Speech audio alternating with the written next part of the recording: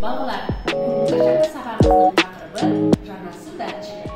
Сабақтың мақсаты жанасу датчигін қолдану.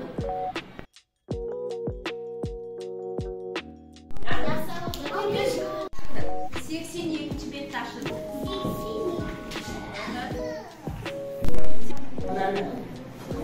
Жанасу датчигі.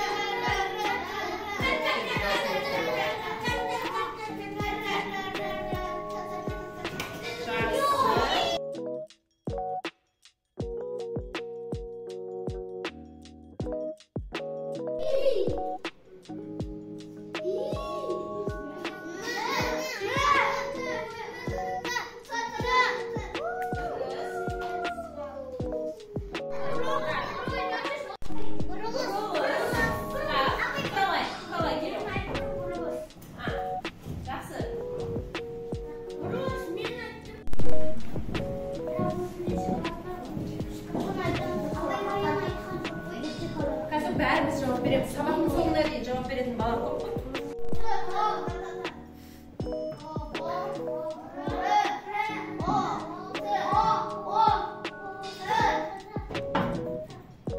Жақсы.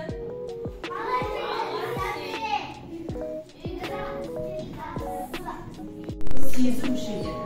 Датчиктер арқылы роботтар сезеді. Сезу мүшелері. Енді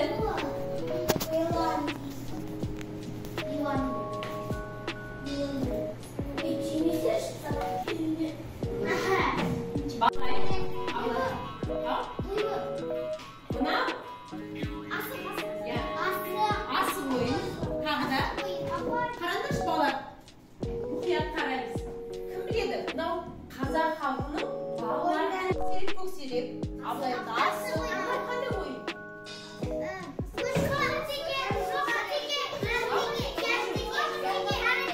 Я дұрыс айтасыздар. Дұрыс, молодцы, жақсы. Кім жауап берді? Я дұрыс. Құралай.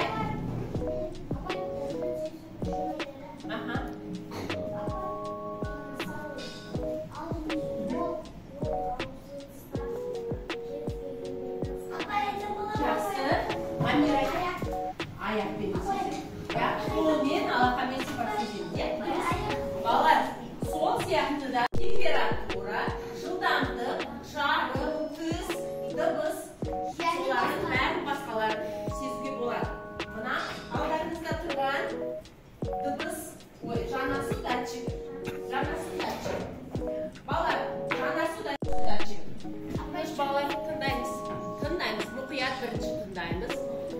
жаңа судатчығының программалық блогы алдарыңызда көрсетіліп тұр.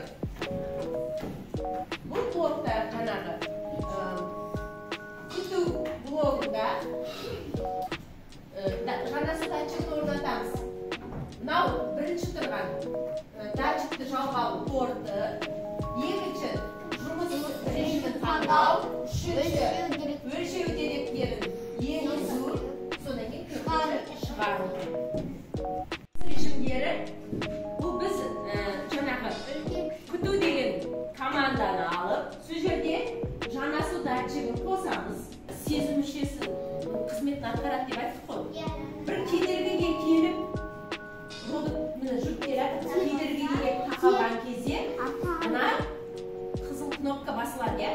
Ол жерде бейне жазба да бар, практикалық жұмыстар да бар, TopIQ жағдайлары. Салыстыру сравнение командаларын орындаймыз. Мен алдыға қаратай жүреді дейді. Енді жүреді тұрған күту блогы тәуелсіз басқару деп аталады. Тәуелсіз басқару.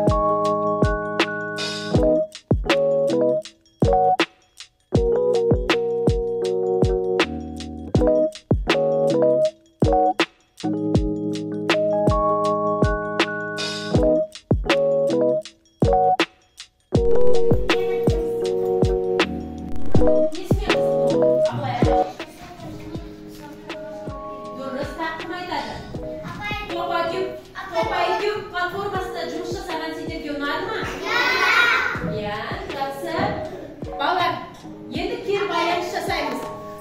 Мен барлығын түсіндім деген бала. Мына жақта